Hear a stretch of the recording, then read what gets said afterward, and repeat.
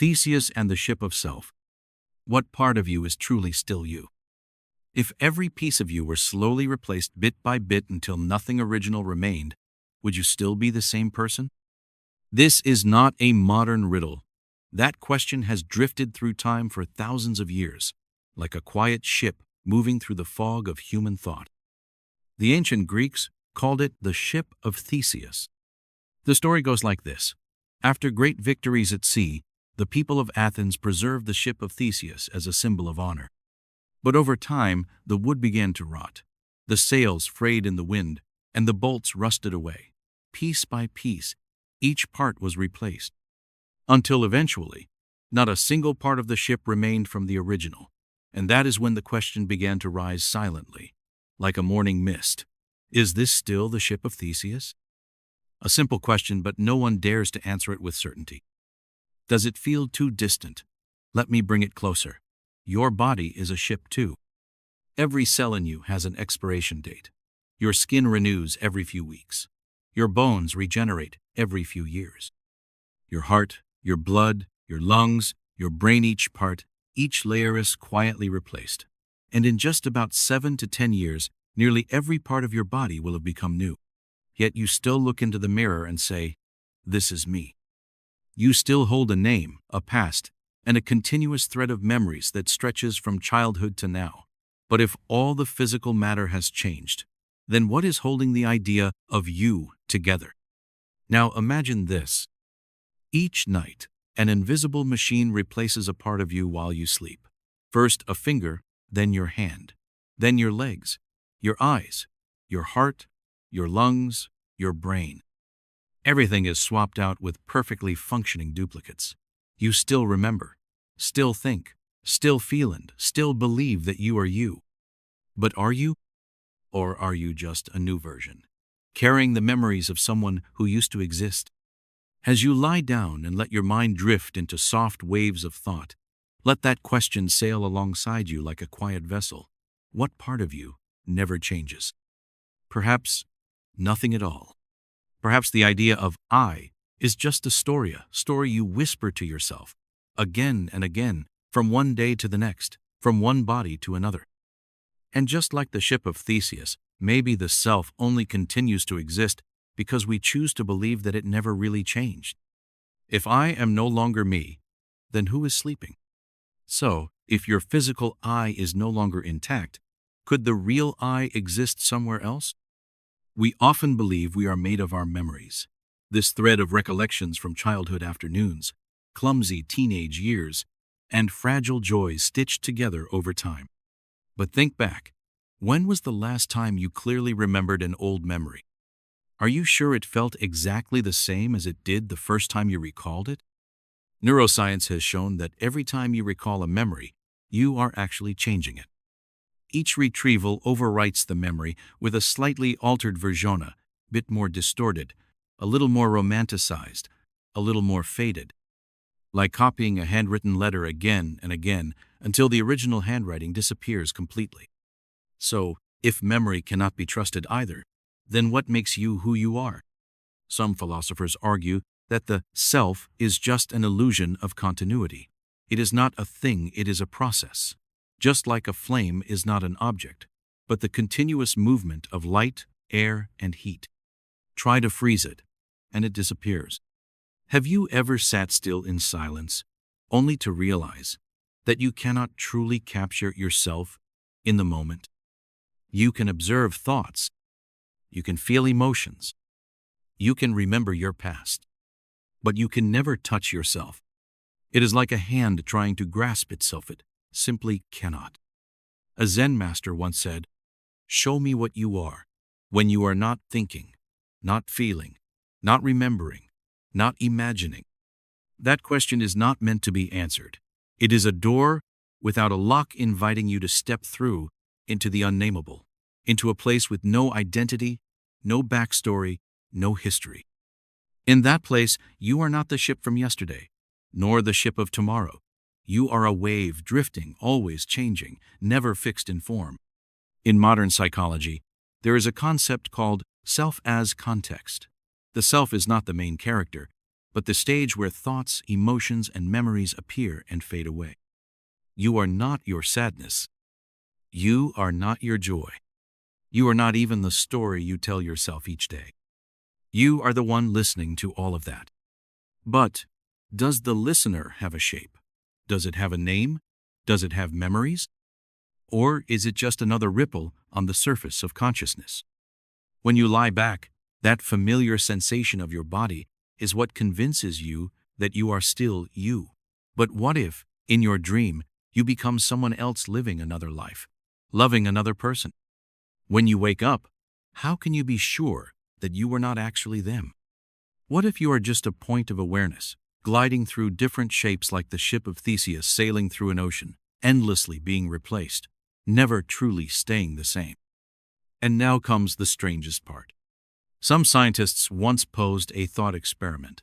If all the original wooden parts removed from the Ship of Theseus were gathered and rebuilt into a second ship, then which one is the real ship?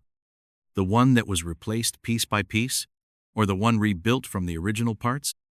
Which would you choose as the real Theseus? There is no right or wrong answer. The question only places you in a strange space where reality is no longer absolute, but becomes a matter of belief. Maybe in sleep, when your layers of language, identity, and thought begin to dissolve, that is when you can finally hear what remains beneath all definitions. A breath, a weightless feeling, a presence without a name. Like you, but without needing to be you. Just presence, quiet, and whole. The paradox of prediction. If you know the future, can you change it? A prophecy that makes itself false. If I told you that you were going to drop a spoon exactly at 10 o'clock tomorrow morning, you might grip your hand tightly on purpose, just to make sure it does not happen. But if you do that, have you not just proven that the prophecy was wrong? And if it is wrong, then was it ever really a prophecy? So, can a prediction be both accurate and unchangeable even by the person it is about?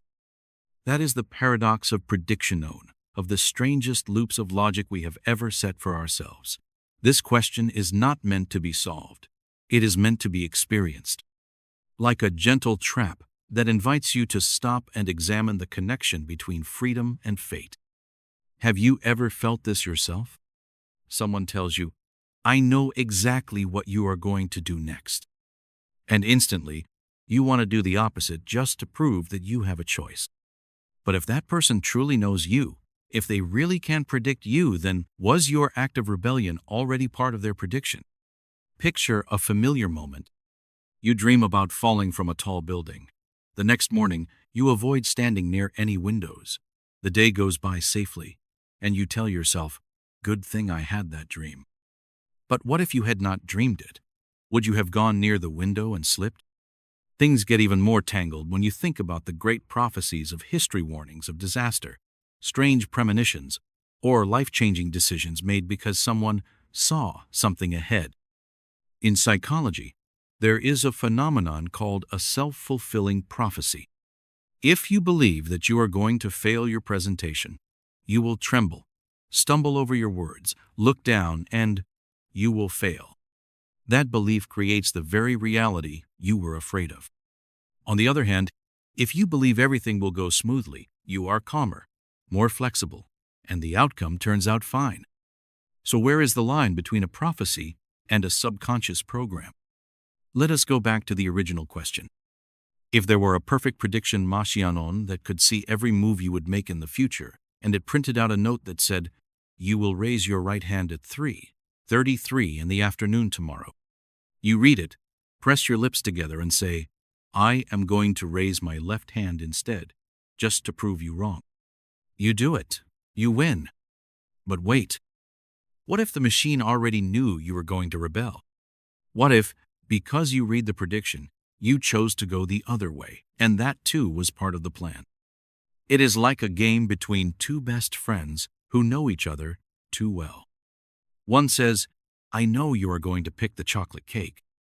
The other immediately chooses vanilla, smiles, feeling clever.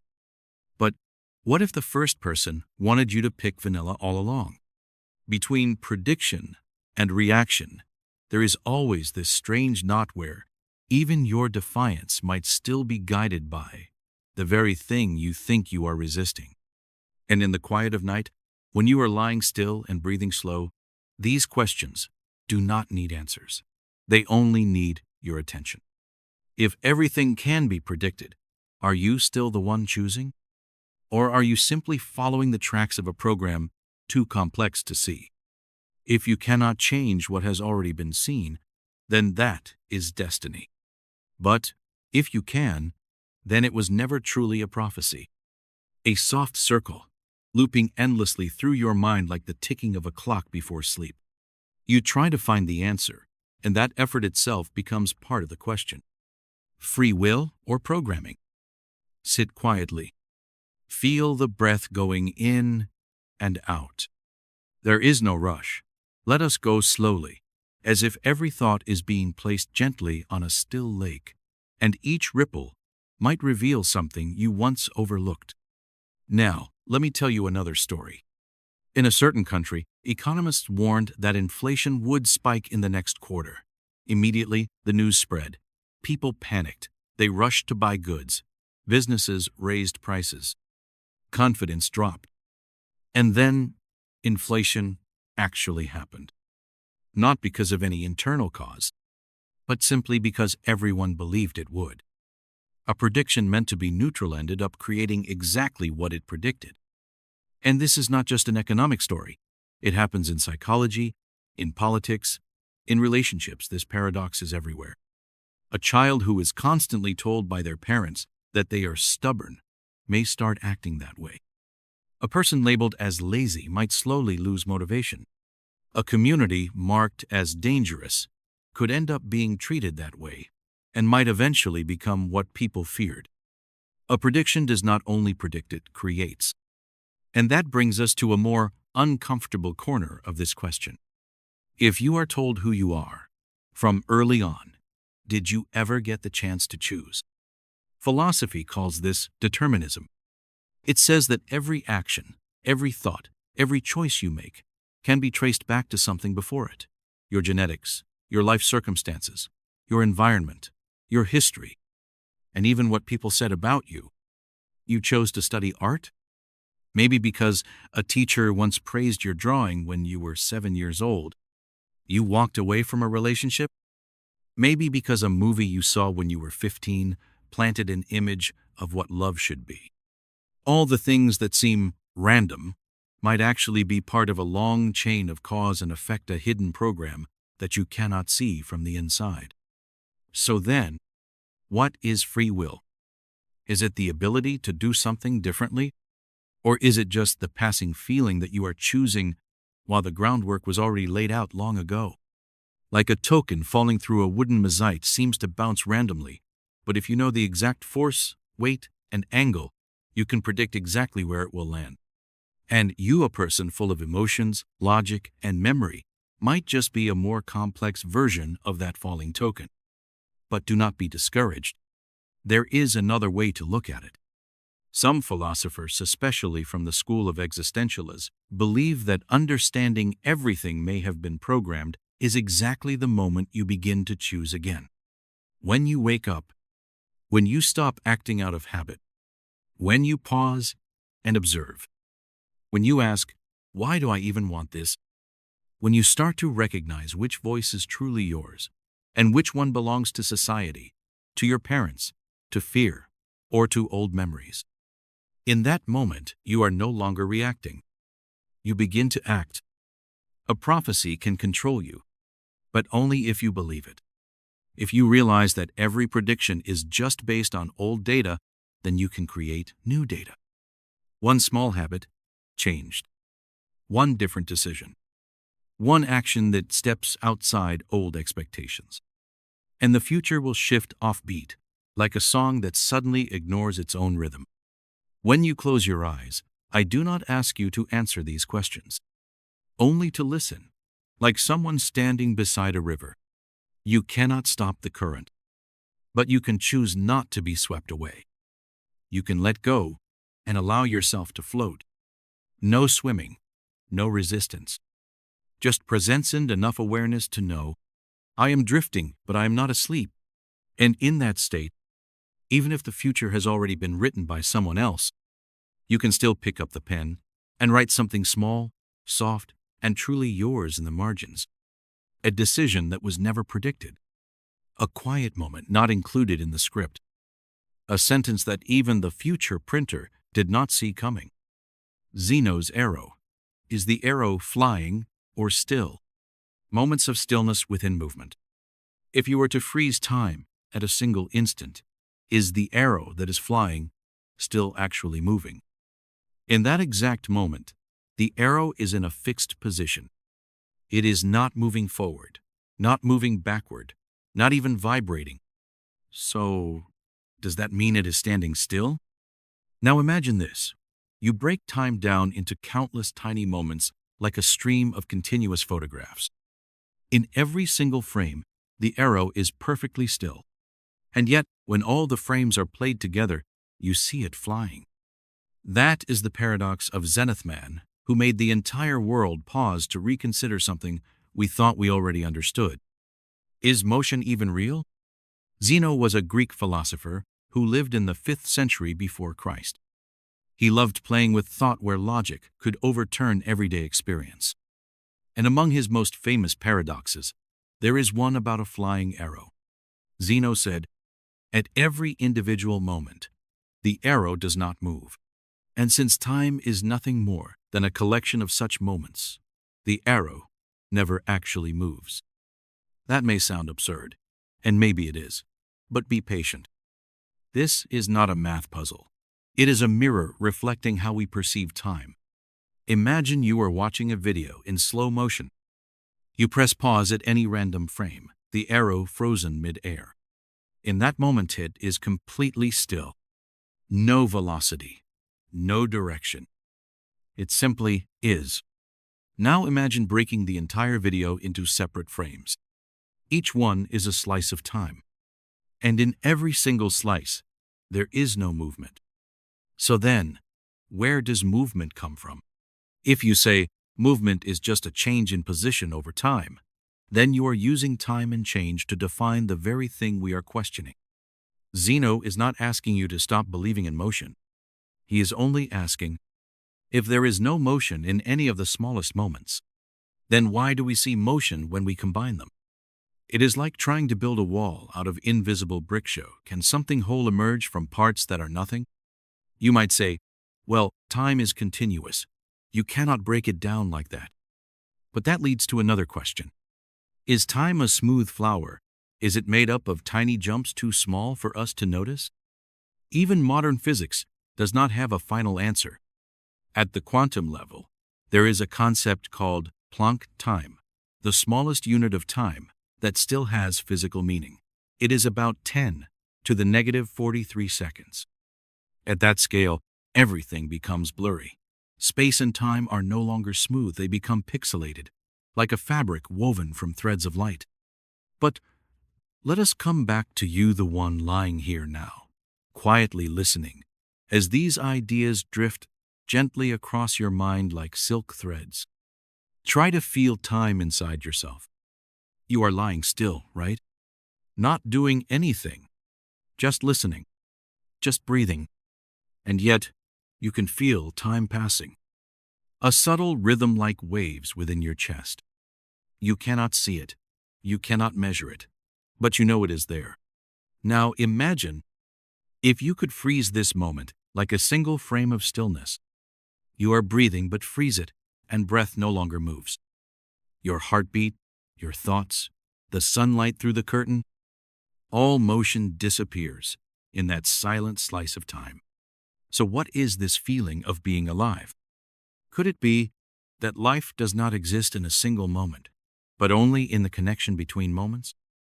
Just like music, it is not a single note. It is the space between the notes, the pause, the transition.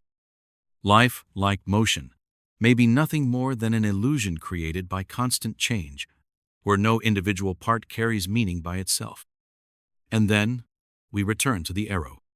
Zeno may have been right, or he may have been wrong. But what keeps his paradox alive is not that it breaks physics. It is that it forces us to stop in a world that is always rushing forward. Time is not what is flowing. We are the ones falling through it. So lie still for a while. You do not need to understand. Just let your body grow light like a cloud, and let your thoughts drift down like a leaf touching the surface of a lake. We are talking about an arrow, but really, we are talking about you. Because there is something moving, constantly, without ever stopping. And that is not time. It is the feeling that time is passing. In many Eastern philosophies, especially in Zen, they do not believe that time is a linear stream. Time, they say, does not exist as a thing. It does not flow. There are only moments, and your mind connects them. You cannot hold the past. It is just memory happening in the present. You cannot grasp the future. It is just imagination also happening now. The only thing you ever truly have is this one moment. But strangely, we almost never live inside that moment. Our minds are always racing, planning for tomorrow, regretting yesterday, comparing with others, dreaming of a better version of ourselves. And in that race, we are like the arrow always assumed to be flying, while every single moment slips by, untouched, unlived. Think about a clock. The second hand ticks in tiny jumps. But between each tick, there is a pause you do not notice. That is where time stops. And in that exact pause, if you pay close enough attention, you are here. So what happens if you truly stop? If you stop thinking, stop doing, stop trying to improve yourself, stop rushing toward anywhere, are you still moving forward? Or have you stepped out of time if only for one breath? Modern neuroscience has observed a strange phenomenon. When someone is in deep meditation or what is called flow, the sense of time disappears. They no longer know what minute it is, or even what day, because they are living so fully inside the now. And that raises one very simple, very strange question. Does time pass if no one is counting? Zeno made us stop. And now, as you lie here, eyes closed, your breath flowing like a quiet stream, you might begin to feel something very light. Nothing is moving. Everything is simply being. You do not need to chase the future. You do not need to force yourself to progress. You are not an arrow flying through space. You do not need to go anywhere. You are already here. And the most beautiful part is, in the exact moment when you stop trying to do anything, you are more fully alive than ever before. Not pulled by the past, not pushed by the future, not a stack of images piled up like a film reel, but fully alive. A Zen teacher once asked his student, "If you do not think about the past and do not dream about the future, then what remains of the present?" The student said nothing. And in that silence, maybe he had found the answer. Zeno's arrow might not be flying. It might not be still either. It simply is. And maybe so are you. You do not need to know whether you are moving forward or falling behind. You only need to know that you are here. Omnipotence paradox. Can absolute power limit itself? The unliftable stone. If an all-powerful being can do anything, then can they create a stone so heavy that they themselves cannot lift it? At first, this sounds like a silly little Ridley joke kids might whisper on a playground. But if you pause for just a moment and really step into it, you may find it is not a joke at all. It is a quiet doorway into something deeper where words begin to stumble and logic starts to loosen at the edges. In theology and philosophy, this is known as the omnipotence paradox. It presents an inner contradiction. If the being cannot create that stone, then they are not all-powerful because there is something they cannot do. But if they can create it and then cannot lift it, they are still not all-powerful because there is something they cannot overcome. Either way, Omnipotence seems to cancel itself out. So what does all-powerful really mean? Does it mean being able to do anything imaginable? Or just anything that is logically possible? If something is a contradiction in itself, like a square circle, or a red color with no light, does the inability to do it mean a loss of power? Some philosophers have argued, not being able to do the illogical is not a limitation, it is the sanity of power. Just like a brilliant mind cannot become foolish on command, a guitar cannot make sound if its strings do not vibrate, and an all-powerful being should not and need not be bound by nonsense. But let us set aside the metaphysics for a moment and come back to you. Have you ever found yourself in a similar state? When you try to control everything, and that control ends up robbing you of freedom. When you strive to be perfect, but that very effort strips away your humanity. When you crave to understand it all, only to end up more confused the deeper you go. The more we expand the sense of power inside ourselves, the heavier it feels. The more we seek to master life, the more we lose the feeling of living. And maybe that is what this paradox is whispering to us. True strength is not in doing everything. It is in knowing when nothing needs to be done. Just like the strongest person in the room is the one who does not need to prove it. Just like the ocean needs no giant wave to show that it exists. And just like tonight, you do not need to understand everything to feel the depth of it. Now imagine this. If you could do anything, what would you choose to do first? Fly through the sky? Shapeshift? Control the minds of others? But after a few days, a few months, a few thousand years, you might begin to realize being able to do everything does not make life meaningful. It is the imperfections, the limits, the fragility, the not knowing what comes next that make life precious. When you go through a terrible day, the fact that you cannot just snap your fingers and erase it teaches you to sit quietly, to heal, to be patient. When you love someone, the fact that you cannot control their heart teaches you how to give without forcing. When you are exhausted, your limits are what remind you to let go, to breathe gently, and to rest. If you were omnipotent, and you created a stone you could not lift, maybe you would choose not to lift it, not because you are weak, but because you understand the weight of letting go. Freedom does not live inside power. There is a paradox that many people do not realize until they are older. The more we try to control everything, the more anxious we become. Have you noticed? The person who insists on everything going exactly as planned, the perfect schedule, the flawless strategy, the expected reactions from others is often the one most stressed, most reactive, and most disappointed. Meanwhile, the person who can relax, who can allow for a little mess, a bit of uncertainty, a few small failures, usually lighter, more at peace. Just like the paradox of the all-powerful being, the more you try to do everything, the less you can do anything with full presence. You may feel this inside your own emotions. The more you try not to feel pain, the more tense you become. The more you chase constant happiness, the more disconnected you feel from what is actually happening. The more you demand complete freedom, the more you end up trapped by your own need to control everything.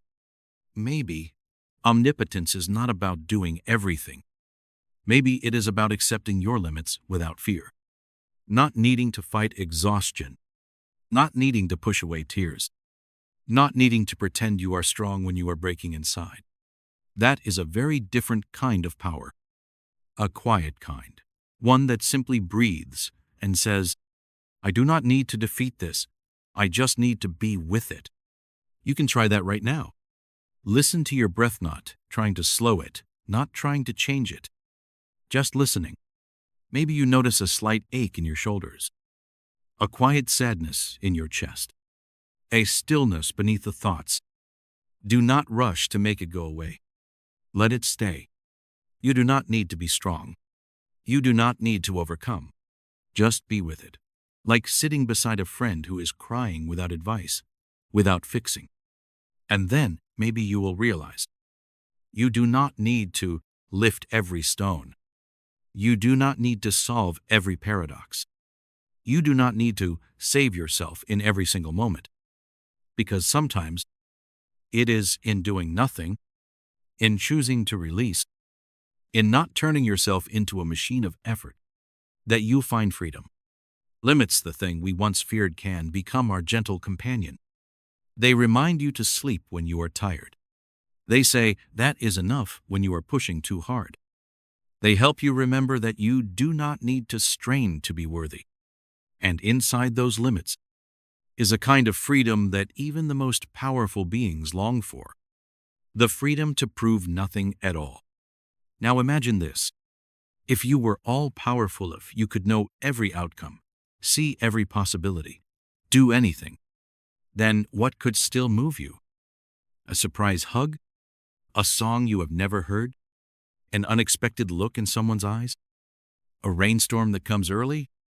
Omnipotence might take away surprise. And with it, the spark of being alive. So maybe this paradox is not meant to be solved. Maybe it is only meant to be felt. The question about the unliftable stone is not just about logic. It is a metaphor for our hidden fear, that if we cannot control everything, we are failing. But the truth might be the opposite. Maybe the courage to not control is the most powerful act of all. Are you carrying an invisible stone in your heart? A dream too heavy to carry any farther? A goal that no longer fits who you are? A pressure you never asked for but keep holding anyway? If so, know that you do not need to lift it right now. You can place it down, gently, like resting a tired arm on a pillow. Not because you are weak, but because you deserve to exhale without doing a thing. The experience machine. Would you choose to live in eternal, artificial happiness, real happiness, or the feeling of happiness? If there were a machine that could give you every feeling of happiness you have ever dreamed of, would you be willing to plug into it and live there forever, never waking up again? You would not know it is artificial. You would feel like you are truly alive. You would have everything: love, success, joy, recognition, all of it. Perfect. But you would know deep down that none of it is real. So would you dare to step in? This is not some far-off science fiction idea. It is a famous thought experiment proposed by philosopher Robert Nozick in 1974. He called it the experience machine. He asked, if there were a device that could simulate any experience you desired, loving whoever you chose, succeeding in whatever you liked, living a dream life, would you be willing to connect yourself to it for the rest of your life? This question is not meant to have a correct answer. It only asks that you be honest with yourself. Some people respond right away, of course, all I want is happiness. But others pause, take a breath, and say, no, because I do not just want to feel happy. I want a life that is real. There is something inside us, deep and unclear, that still longs to face the truth, even if it is not pleasant. To taste both the sweet and the bitter. To go through real pain rather than programmed joy. Now, look around you. Maybe that machine is no longer fiction. It is in social media, where we filter emotions, edit images, and simulate a happy version of ourselves. It is in video games, virtual reality, filters, artificial intelligence, and even in the posts we write more for others than for ourselves. We are slowly living in a world where how we feel seems more important than what is real. Think about one of your days. You smile at a short video, but it is borrowed joy. You hit like on a beautiful photo, but your heart still feels empty. You scroll past hundreds of headlines, images, and videos, but forget how you actually feel inside. Could it be that we have already plugged into a miniature experience machine? A world where satisfaction is instant, joy is assumed, and emotions are arranged by algorithms? And yet, sometimes, the illusion breaks. A breakup no one programmed. A rainy afternoon that leaves you hollow. A message left unanswered. And you feel pain. Real pain. Strangely enough, it is that pain that reminds you you are still alive. Robert Nozick believed that we are not simply creatures chasing pleasure. We are human beings who want to connect with something real. We want to touch life itself even when it is rough, tangled, and far from perfect. A perfect life is not necessarily a meaningful one, because there are no choices, no surprises, no truth. So, if someone offered you a Kabbalion entry into a world of eternal happiness, no sadness, no failure, no heartbreak, would you enter? Or would you smile gently and say, I choose to stay here, in this reality, even if it is not easy? At least it is mine. Truth may be imperfect, but it is real. Try closing your eyes and imagining this. You are living a perfect day. The sun is warm. Everyone smiles at you. Work goes smoothly. Everything unfolds exactly how you hope. But then someone whispers into your ear, this is all a simulation. Everyone around you is just a character. None of this is real.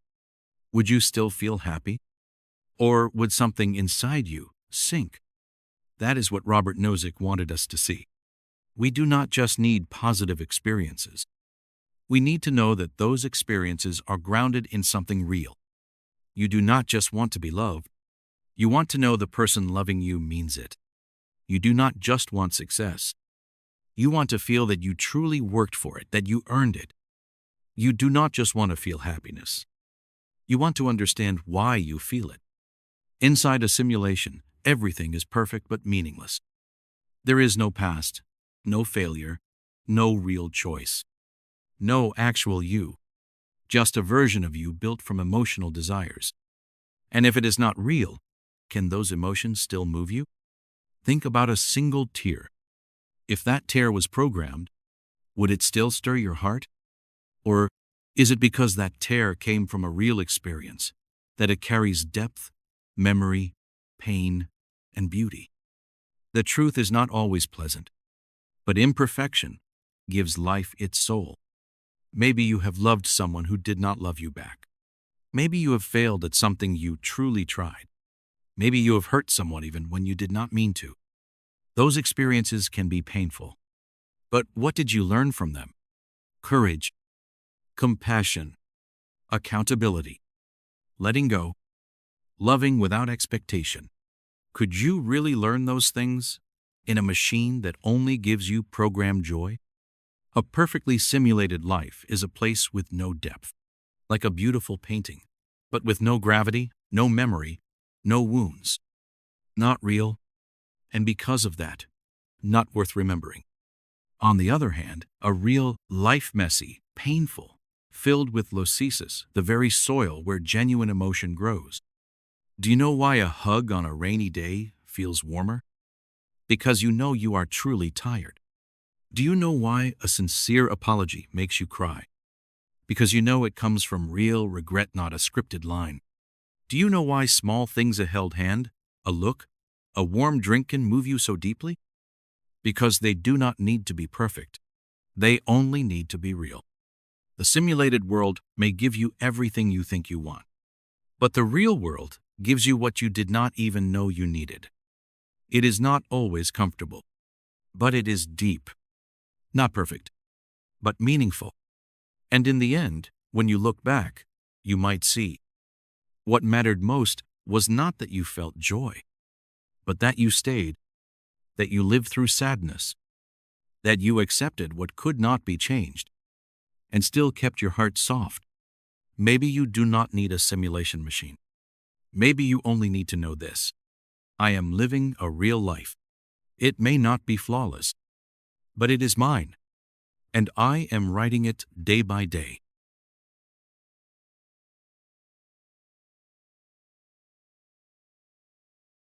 Newcomb's paradox. Should you trust logic or intuition to win the game? A strange game between you and a predictor. You walk into a room. On the table, there are two boxes. Box A is transparent. You can clearly see $1,000 in cash inside. Box B is sealed completely. You have no idea what is inside. The host says, you only get to choose once. You can take just box B, or take both boxes. But know this, before you entered the room, a highly advanced predictor, an almost perfectly accurate machine predicted which option you would choose. If it predicted you would take only box B, it already placed $1 million inside it. If it predicted you would take both boxes, it placed nothing in box B. And now, the choice is yours. What will you do?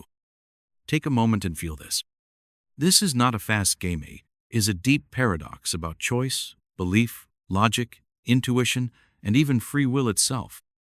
Let us say you are a practical person. You look at the table and think, if box B has money in it, I will get it no matter what. So why leave box A behind? You take both boxes and box B is empty. You feel tricked, but then you remember, the machine knew you would do that. This paradox, called Newcomb's paradox, was introduced in the 1960s, and even today, no one has agreed on a single solution.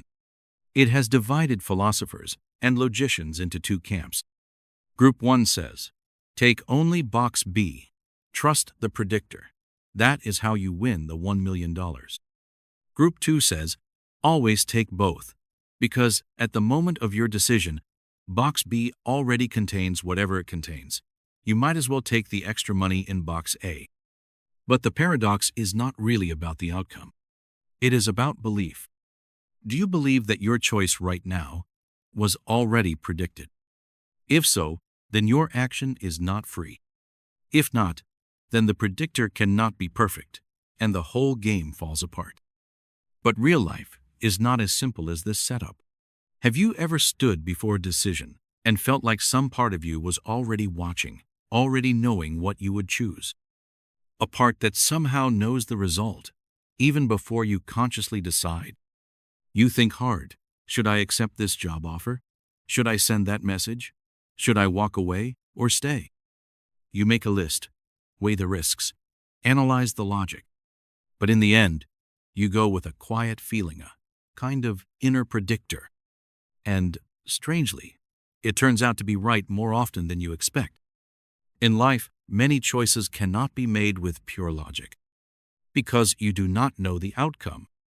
You cannot rewind and check what would have happened if you had taken the other path.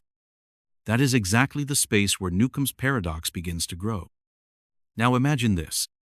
If there were a machine that could track all your data, your eye movements, heartbeat, search history, eating habits, voice tone, past choices, could it predict your future decisions with stunning accuracy?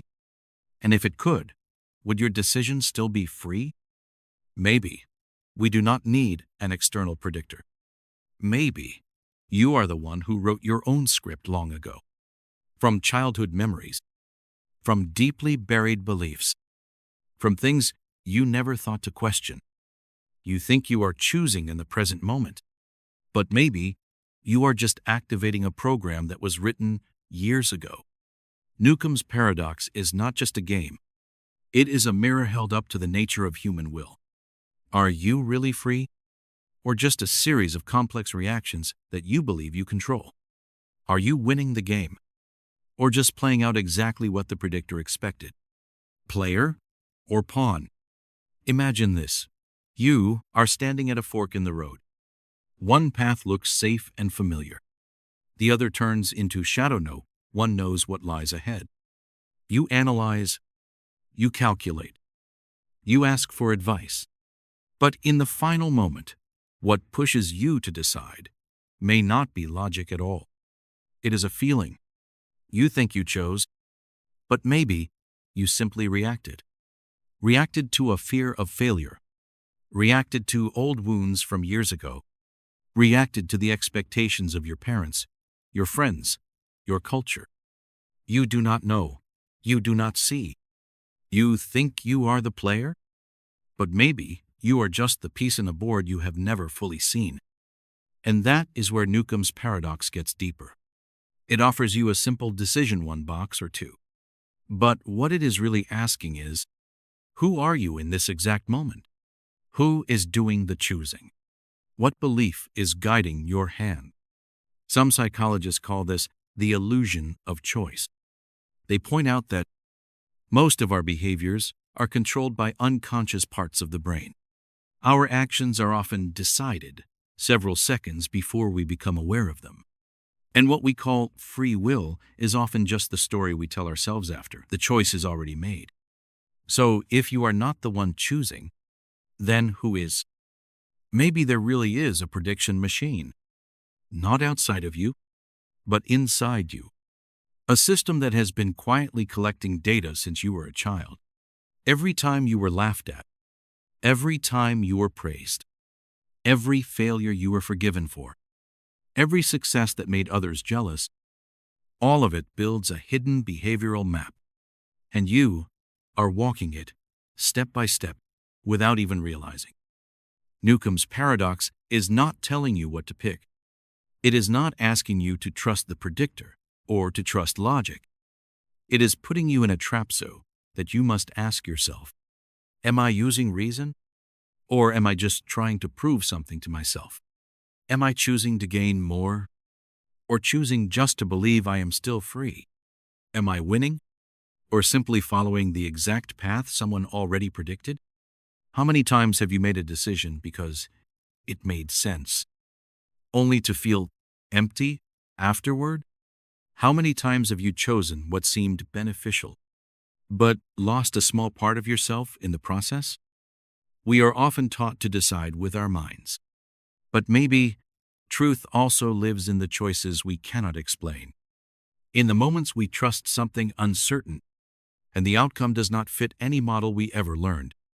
Newcomb's paradox makes you pause, not to pick box A or box B, but to ask a harder question. If someone could predict exactly what I will do, then am I truly free? But there is another way to see it softer, gentler. Even if there is a predictor, even if behavior is programmed, you still have moments of awareness. Moments when you pause before reacting. Moments when you realize you could choose differently, not for the reward, not for the result, but simply because you want to. And maybe it is in that moment, when you do something unpredictable, when you break the pattern, when you choose not what is right, but what is real, that is when you become free. You do not need to win the game. You just need to no longer be programmed. Newcomb's paradox is not a puzzle to be solved. It is a mirror, one that you hold up every time you face a choice. Not to know the correct answer, but to ask, this time, what am I really choosing for? The paradox of tolerance. Should we tolerate intolerance? When tolerance becomes a doorway to extremism, if you believe in absolute tolerance, could you be making room for intolerance to destroy everything you are trying to protect? It is not an easy question to answer. You have probably faced moments like this in your own life. You opened your heart, you were kind, you were respectful to someone, and then they used that kindness to overpower you, criticize you, even silence you. You stayed quiet out of respect for free speech only to see a hateful voice rise up and use your silence to spread anger. You tried to be open to all opinions, but one of those opinions wanted to erase every other voice. Should you still be tolerant? In 1945, philosopher Karl Popper gave this idea a name, the paradox of tolerance. He wrote, if a society is tolerant without limit, its ability to be tolerant will eventually be destroyed by the intolerant. That is not just a warning. It is a moral paradox where we are forced to set limits on the very thing we cherish in order to protect it from being wiped out. You can imagine it like an open door. Your home is always open, welcoming everyone. Every guest is greeted, offered tea, listened to. Then one day, a person walks in and says, these other people should not be here. I do not like them. They should be silent. Only I get to speak. What do you do? If you ask them to leave, you are no longer absolutely tolerant. But if you let them stay, they may make others afraid to ever enter again. Your home slowly becomes a place where only that extreme voice is allowed to exist. Karl Popper said, "We should not meet intolerance with violence, but we can resist it with reason, with public opinion, and, when necessary, by stopping its spread." In other words, for tolerance to survive, it must have boundaries. So the next question becomes, where do we draw that line? When is an opinion simply different, and when is it a threat? When is disagreement constructive, and when is it destructive? When does free speech share truth, and when does it become a weapon for spreading hate? There are no simple answers. That is why this paradox has confused us for generations. We want to live in a free world, a place where every perspective can appear and coexist. But we also know some perspectives, if left alone, will not allow others to exist at all. And if we do nothing, we will watch freedom be slowly undone by freedom itself. You can see this paradox clearly in our modern world. When extremist groups use social media to spread hatred, hiding behind the name of freedom of expression. When harmful speech is excused as just a personal opinion. When the silence of good people gives evil a louder voice every single day. You may have felt this inside yourself. You heard someone say something hateful and you disagreed but said nothing because you wanted to avoid conflict. You saw something wrong but stayed quiet because you believed everyone had a right to think differently. And that silence, repeated often enough, becomes a kind of passive agreement. You did not do anything wrong, but you also no longer protected what was right. How tolerant should we be with ourselves? So far, we have talked about society, about freedom, about the tension between disagreement and the danger of being overpowered. But there is another place where this paradox plays out every single day quietly, without anyone noticing. Inside you, have you ever realized that even in your own mind there are many voices? One voice is gentle, empathetic, willing to forgive. Another is harsh, cold, always telling you that you are not enough. One part of you wants to rest, another pushes you to keep going. One part believes you are worthy of love, another insists you are not. One part wants to be kind to yourself, another whispers, if you soften up, people will take advantage. The paradox of tolerance is not just a social issue. It is also an inner battle where you must decide whether to love yourself or to continue tolerating the voices inside your head that have been unkind for far too long. Maybe there was a time when you allowed extreme thoughts to live inside your mind, like the moment you failed, and a voice said, "I knew it. You always mess things up." Or when you made a mistake, and another voice whispered, "You do not deserve forgiveness." Or when you felt sad, and something repeated, "No one could ever love someone like you." You did not agree with those voices, but you did not kick them out either. You let them stay. You stayed quiet. You were tolerant. You thought they are just thoughts. But over time, they grew. They started shaping your actions. They made you afraid to begin something new. They made you pull back from love. They made you stop dreaming, stop feeling proud, stop loving yourself. And slowly, you became a version of yourself that felt silenced inside your own inner home. So, should you tolerate the intolerant parts within you? Or is there a moment when you finally say, "That is enough. I will no longer let those voices define me. I may be tired, but I am not weak. I may make mistakes, but I am not broken. I may need time, but I am not giving up." There is a kind of tolerance that takes great courage. It is not softness. It is not surrender. It is the bravery to stand up for the gentle part of you, even against the parts that were hurt long ago. You do not need to shout.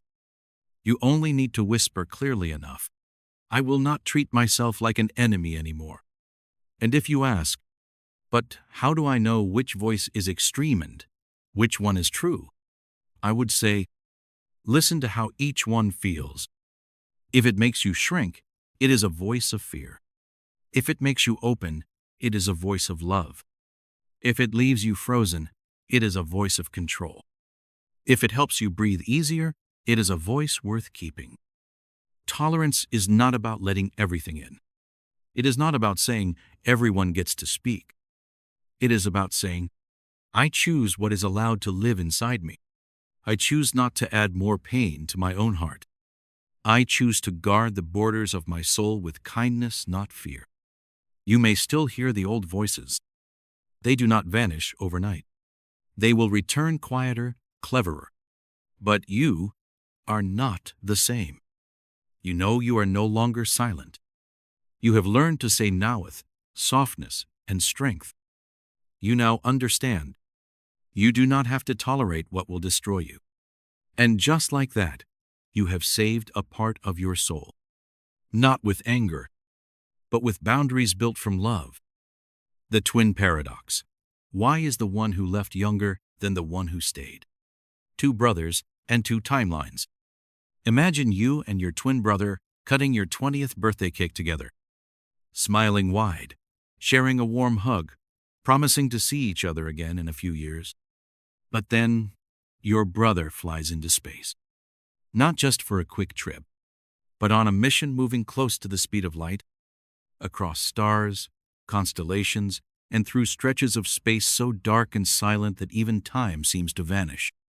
And when he comes back, you are 60 years old, and he is only 22. The twin paradox is one of the strangest, most poetic and scientifically real paradoxes in modern physics.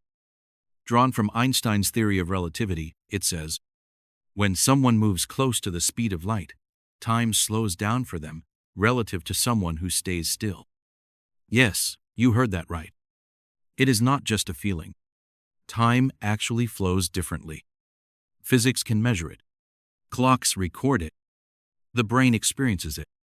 One person stays on Earth lives through 40 full years. The other travels through the universe at near light speed, experiencing only a few years. And when they meet again, they are no longer at the same moment in life. Sounds like science fiction? Not exactly. We have seen this happen on a tiny scale. Astronauts returning from the International Space Station are often just a few fractions of a second younger than people who stayed on Earth, because they moved faster, and time moved just a little bit slower. Strange, is it not? From childhood, we were taught that time is fixed. 1 minute is 60 seconds. 1 hour is 60 minutes. Everyone shares the same great clock of the universe. But Einstein told us, there is no shared clock. Time is relative. It is a dimension of space-time, and it bends under speed and mass. But you do not need to go to Mars to feel this paradox. Have you ever noticed how time feels different depending on emotion? 1 minute outside an emergency room can feel longer than an entire day. A peaceful afternoon with someone you love passes in a single breath. You are sitting on the bus, staring out the window, doing nothing. And you think, why is today moving so slowly? It turns out you are already part of a time paradox. Just like the twin brothers, you and your own self are often split. One part wants to rush, another part wants to slow down. One part dreams of the future, another still lingers in the past. We do not live on a single timeline. We live on a web of emotional timelines, constantly overlapping. The paradox of the twins is not just about physics. It is a deeply human metaphor for separation and for the painful beauty of things, once in sync, falling out of step. Two people born together, raised together, sharing memories, can pass through completely different timelines, simply because one chose to go farther. Just like friendship, just like love, just like any deep connection between two souls. If one person moves too fast, while the other stays still, their time begins to fall out of rhythm. No one changed, but the flow of time within each person no longer aligns. Have you ever felt this? A friend from the past you talk now, but it does not quite fit. A loved one still present, but somehow already far away. There was no argument, no falling out. Just two people living at different speeds. And so, the twin paradox is not just something that happens out in space. It happens every day, here on Earth, in the way emotions, thoughts, and life choices make time flow differently through every heart. Sometimes we do not meet each other in time, but in presence. Einstein once said, "People think time is a river, but it is actually a stubborn illusion. An illusion, measured by clocks, but felt through the heart." You and I both live in time, but none of us actually sees it moving. What we see is everything else changing. Hair turning gray, eyes growing quieter, a relationship fading, a memory blurring, a sadness dissolving like mist. And we call that time. But what if time is not steady? What if two people in the same place are not actually living the same moment? What if you are sitting next to someone whose mind is already somewhere else? Is there anything sadder than being close, yet never truly meeting? That is the paradox of inner distance. A person might be right beside you eating dinner, lying in bed, even laughing. But if their mind is on work, on worries, on someone else, or simply not here, then the space between you is not measured in feet or meters. It is measured in quiet absence. Just like the twin brothers in the paradox. No one is wrong. No one betrayed the other. One simply traveled fair on their own path, and when they returned, both were no longer on the same timeline. The one who stayed aged through memories, through seasons, through loss. The one who left had only just begun to live. They saw each other again, but they did not truly meet. Sometimes, that same thing happens within you. One part of you has gone far chasing goals, expectations, perfection. Another part was left behind wounded, unheard, waiting. You feel empty. You feel disconnected. You do not know why. Maybe you are no longer in sync with yourself. And maybe what you need is not more time, but simply to be presentfully in this moment, not racing forward, not reaching backward, just here, right now, with what is, even if it is simple, even if it is silent, even if it is not special. You can try it. Right now, close your eyes. Listen to your breath as if it is the only sound in the universe. No pressure, no fixing. Just let yourself float in this moment like a quiet dust particle suspended in space, going nowhere. No need to be younger, faster, or better. Just be here. If someone came back after 40 years of travel and found the brother who had aged through those 40 years, what is the most precious thing they could give each other? Not an apology, not a long story, just presence. In that one moment of reunion, not measuring the past, not predicting the future, simply saying, "I am here, and I see you, now." Because maybe the truth is that no one is really ahead or behind. No one is truly younger or older. No one left or was left behind. The one who is fully present is the one who is alive. And if you are listening to this slowly, in a quiet space, with an open mind, then maybe you have just met yourself again, after a long journey you did not even know you were on. No reason needed. No label. Just a quiet homecoming. In a timeline not measured in seconds, but in how fully you showed up. The brain in a vat. If everything is a simulation, how can you know what is real? The invisible jar of perception. Have you ever woken up from a deep dream, unsure if you are truly awake? You look around the room. Light is spilling through the curtains. The fan hums in steady motion. You can feel the weight of your body on the bed.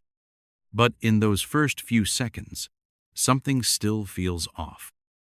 As if the world has not fully reconnected with you yet. And then, a quiet question rises. What makes me know I am really awake? What proves that this is real? That question, you may have brushed it aside before. But for philosophers, scientists, and even filmmakers, it is the gateway to a paradox that never closed. The brain in a vat is a famous thought experiment built on one haunting premise. What if you do not have a physical body at all? What if your brain is being kept alive in a glass jar, suspended in nutrient fluid?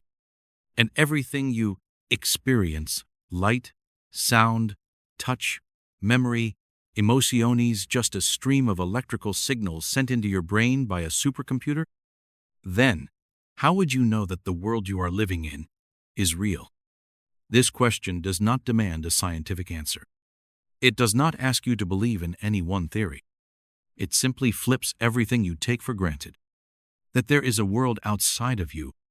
That what you are seeing is real.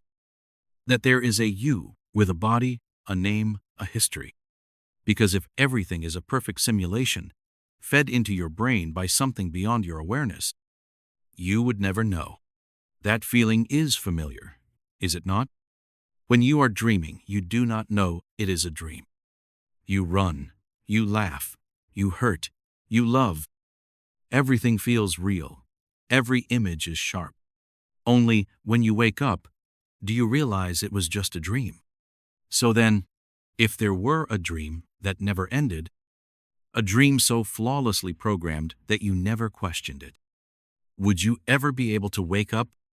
And if you could never tell the difference between dream and reality, would it even matter?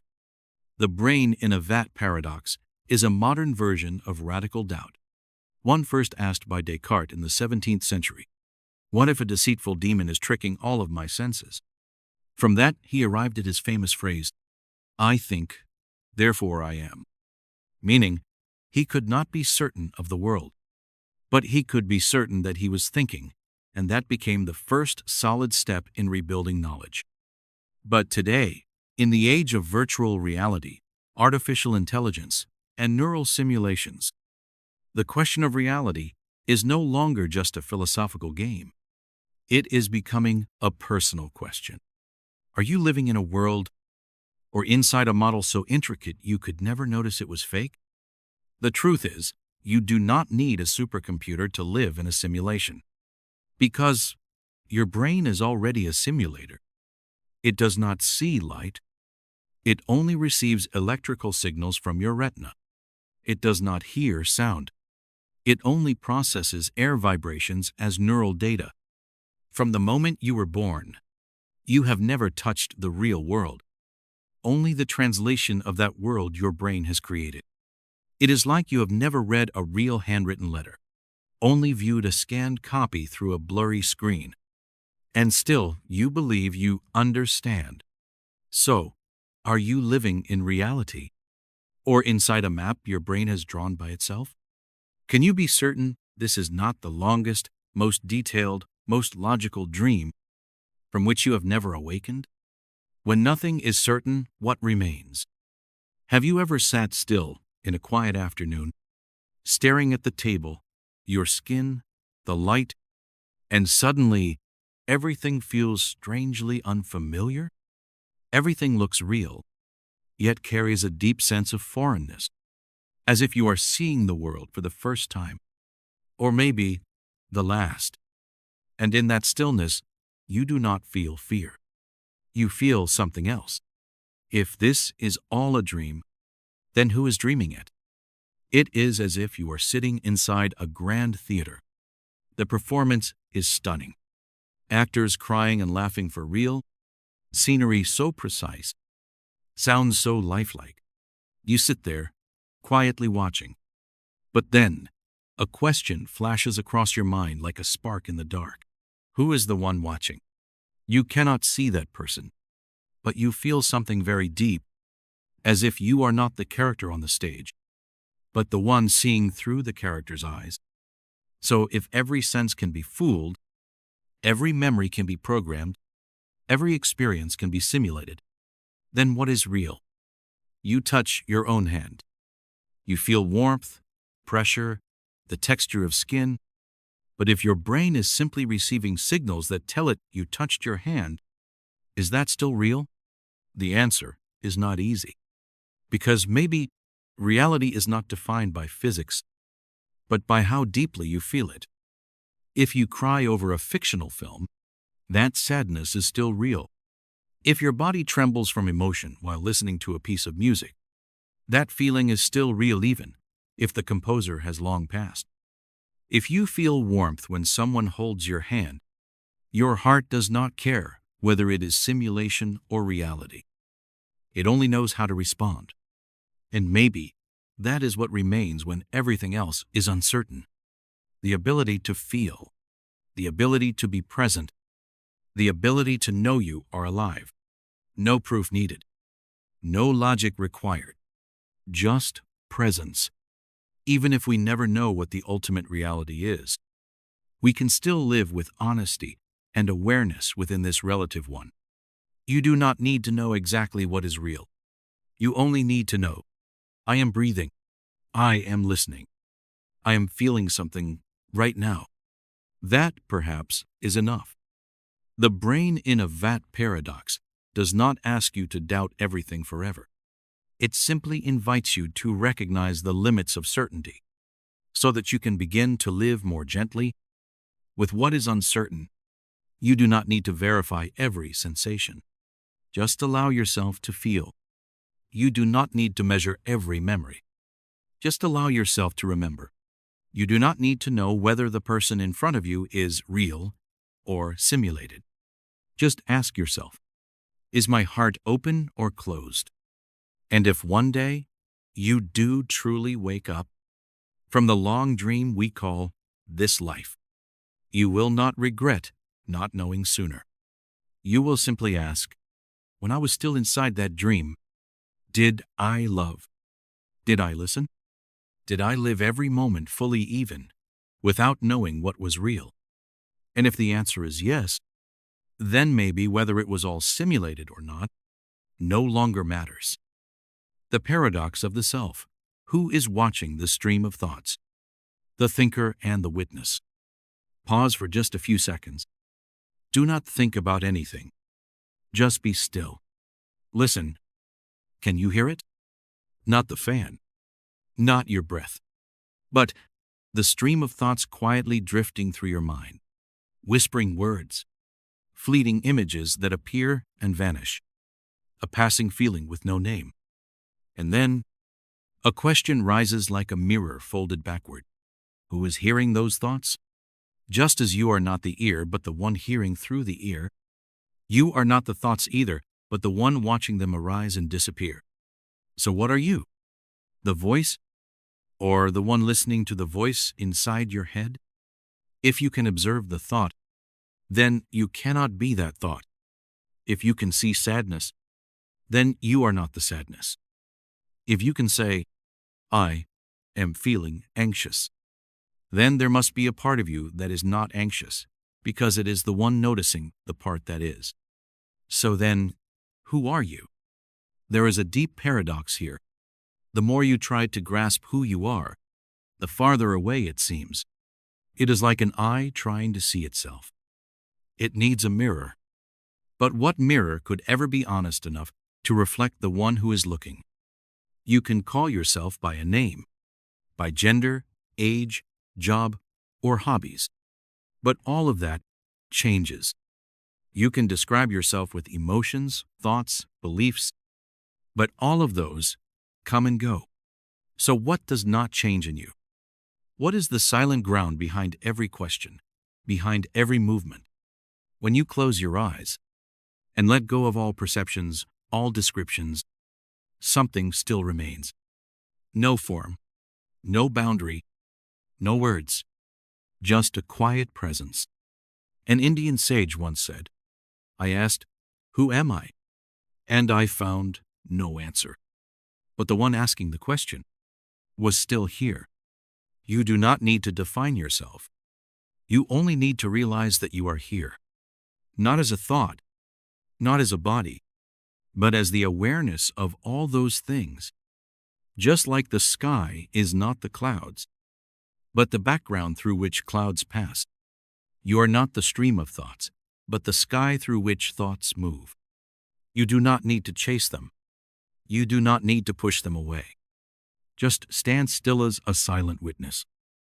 And strangely, that silence might be the realest thing you have ever known. Not a concept, not a memory, not a resume, but the awareness listening to this right now. No one is there, and yet there is presence. Maybe you have been listening all along, from paradoxes of physics, psychology, and philosophy, from warped time to false memories, from dreams within dreams. And now, as all the questions turn inward, you begin to sense there is something no one can name with words, but everyone has felt, a nameless presence quietly witnessing it all. You can call it I, or not call it anything at all, because the moment you say, I, you unintentionally shrink it down to an idea. But the one who hears the word I cannot be named. You think you are the thinker. But when you pause and look closer, you are not creating thoughts. They arise and fade like drifting clouds. Without anyone controlling them, you think you are the feeler. But emotions rise and pass, and you are still there after all of it. So then, you are not any particular content in the mind, but the space that holds all content. This is the paradox of the self. The deeper you search for the I, the less you find anyone at all. And yet, that very absence becomes the foundation for all presence. Just like the ocean cannot see itself, but it is the ocean that allows every wave to exist.